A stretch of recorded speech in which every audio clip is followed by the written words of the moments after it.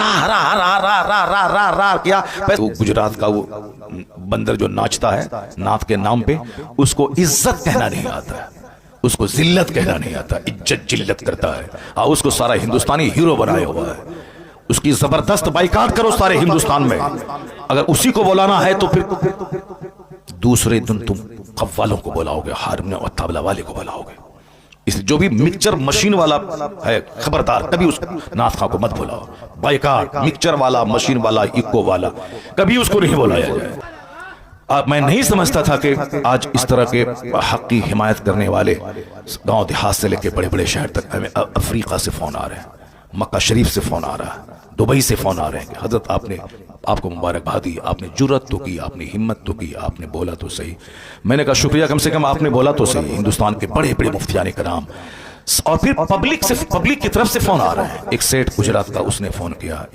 आज एक Islamia inter college का एक प्रिंसिपल, उसका फोन आया। आज पूर्णिया का एक बहुत बड़ा सर्जन है डॉक्टर ख्वाजा नदीम, उनका फोन आया। ये सारे लोग कहते हैं हजरत हम लोगों के दिल में जो था वो आपने अपनी जबान से अदा कर दी। लाखों लोगों के दिल में यह बात थी कि ये अच्छा नहीं हो रहा है, हरा हरा हरा हरा हरा हरा हरा हरा हरा क्या पैसों की बारिश हुई, क्या है ये, क्या तमाशा हो रहा है। इसलिए आज अगर मेरे बोल देने से अगर सारे नाथ खां अदब से नाथ पढ़ने लगे तो समझ लें कि अल्लाह का करोड़ों शुक्र और एहसान है कि कम से कम कोई एक बंदा गाली गलोच सुनने के बाद हक तो बोला जिसका असर झलकने लगा है। हमारे हिंदुस्तान का एक बहुत पुराना मशहूर नाथ खां है असद इकबाल।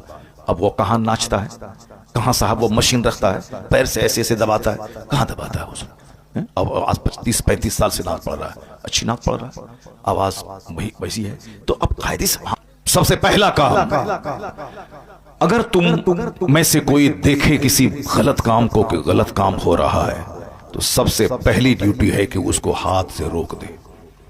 हाथ से रोके उसको, जबान से बाद में, दिल से बाद में, सबसे पहले हाथ से रोके। सबसे पहले हाथ से रोके। बादशाह पे लाजिम है कि वो तकरीर नहीं करे, बादशाह पे लाजिम है कि वो डंडे का इस्तेमाल करके गुनाह को रोक दे। फ़अऊज़ु बिल्लाहि मिनश शैतानिर रजीम, बिस्मिल्लाहिर रहमानिर रहीम।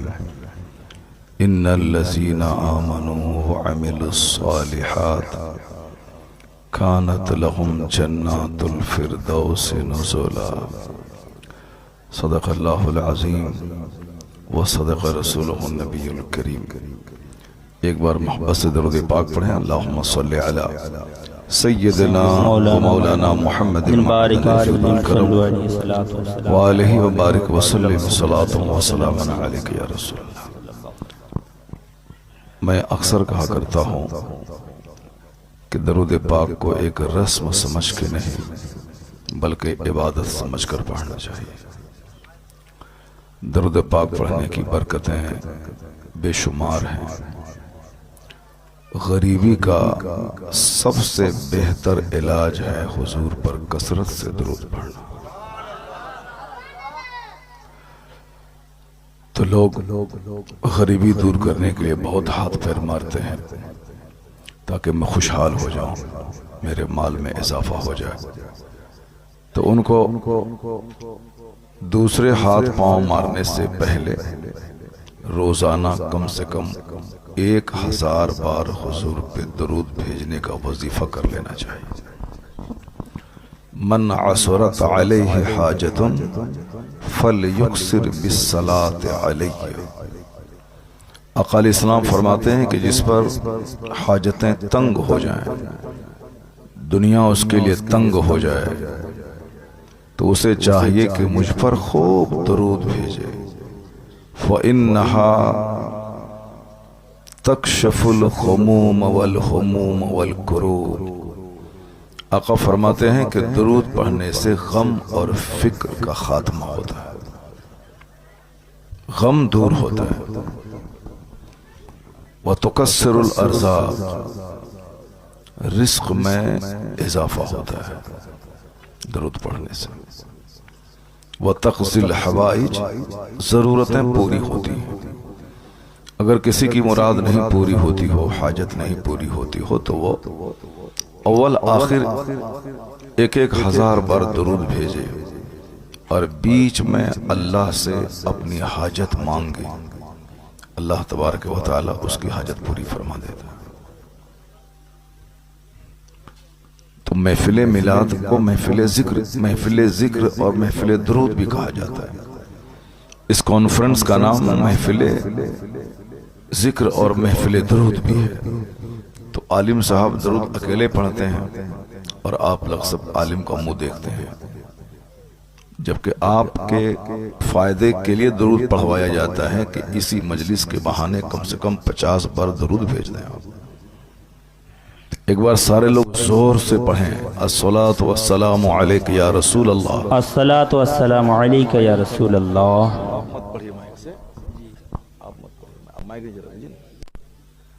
सारे लोग जोर से बोलें, अस्सलातु वस्सलामु अलैका या रसूल अल्लाह व अला आलिका व अस्हाबिका या नूर अल्लाह। इसको बिल्कुल जबान पे चढ़ा लें हमेशा। बाइक चलाएं, हैंडल पे हाथ रहे, जबान पे क्या रहे, अस्सलातु वस्सलामु अलैका या रसूल अल्लाह।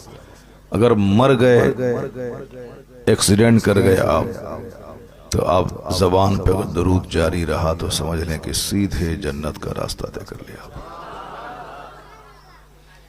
ट्रेन पे सफर कर रहे हैं, कोई काम नहीं मिल रहा है तो व्हाट्सएप चला रहे हैं, यूट्यूब चला रहे हैं, फालतू की बातें कर रहे हैं, टाइम बर्बाद कर रहे हैं। ट्रेन यहां से कलकत्ता जा रही है, मालदा से 5 घंटे लगते हैं। अब वो 5 घंटे या तो बंदा सो के गुजारता है या दूसरों से फालतू बातें करता हुआ गुजारता है। काश पेशाब पखाना और खाने के अलावा सिर्फ 2 घंटे में अगर वह 2000 दुरूद पढ़ ले, ये यादगार सफर हो जाएगा उसका। कोई नहीं करता, सारे लोग सिर्फ दूसरों का मुंह देखते हैं, दूसरों का मुंह देखते हैं, और नहीं उससे फुर्सत मिली तो मोबाइल चलाते हैं। मोबाइल में अच्छी चीजें नहीं देखते हैं। मोबाइल में किताब भी ज्यादा नहीं पढ़ना चाहिए आदमी को, क्योंकि उससे आंख की बीनाई कम होती है। अपने साथ सफर में पहले बुजुर्गान दीन किताबें रखा करते थे और जहां मौका मिला किताबों का मुताला करते थे। किताब पढ़ना चाहिए और किताबों के मुताले से दिल जिंदा होता है, आंखें मजबूत होती हैं। तो मोबाइल का बिल्कुल जरूरतन इस्तेमाल करे बंदा। मैं अक्सर यही कहता हूं कि ये बहुत अल्लाह की बहुत बड़ी नेमत है। ये मोबाइल बहुत बड़ी नेमत है। इतनी बड़ी नेमत है कि पहले आप अपने बेटे को खत लिखते थे, मालदा से दिल्ली में रहने वाले बेटे को, तो वो खत 10 दिन में पहुंचता था। फिर वहां से जवाब 10 दिन के बाद आता था, तब पता चलता था कि मेरा बिलाल कैसा है। कितनी बड़ी नेमत है अल्लाह की कि 1 सेकंड में अपने लाल से आप बात कर लेते हैं। जो काम पहले 20 दिन के बाद होता था कि खत लिखे, 1 हफ्ते में पहुंचा, फिर वहां से जवाब 1 हफ्ते के बाद आया, 1 मिनट में वह काम हो जाता है। तो अब इतनी बड़ी नेमत अल्लाह ने दी, बंदा उसका कितना गलत इस्तेमाल कर रहा है, कितना उसका मिसयूज कर रहा है। पहले मालदा शहर में आपकी अगर 3 दुकान होती थी तो आपको 1 घंटा यहां, 1 घंटा वहां, 1 घंटा वहां टाइम देना पड़ता। लेकिन इस मोबाइल ने किस कदर आसानियां पैदा कर दी कि बैक वक्त 10 दुकान को बंदा डील कर लेता है। पहले ऑर्डर देने के लिए मालदा से दिल्ली जाना पड़ता था, फिर वहां से माल लाना पड़ता था। अभी कुछ नहीं, सिर्फ आप मोबाइल से ऑर्डर दे दें, वहां से माल पहुंच जाएगा, उसी मोबाइल से आप पैसे भेज दें उसको। कितनी आसानियां पैदा हो गई। एक बहुत बड़ा तोहफा है अल्लाह की तरफ से मोबाइल।